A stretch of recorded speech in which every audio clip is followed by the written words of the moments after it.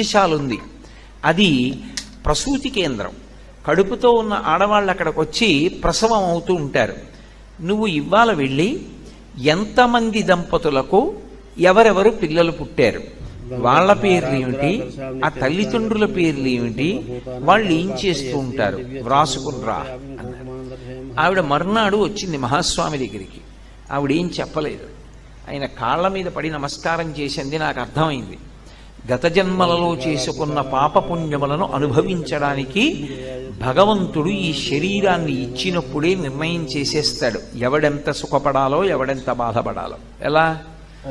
ప్రసూతి కేంద్రంలో ఒకడేమో ఎయిర్ కండిషన్డ్ రూమ్లో పుట్టాడు, ఒకడేమో జిల్లా కలెక్టర్ గారికి కొడుగ్గా పుట్టాడు, ఒకడేమో రిక్షా తొక్కుతున్నటువంటి ఒక కార్మికుడికి కొడుగ్గా పుట్టి కనీసంలో కనీసం ఒక ప్రత్యేకమైన గదిలో కూడా ఆవిడ ప్రసవం అవ్వలేక అందరితో పాటు ఒక హాల్లో పడుకునుంది పసిపిల్లాడితో.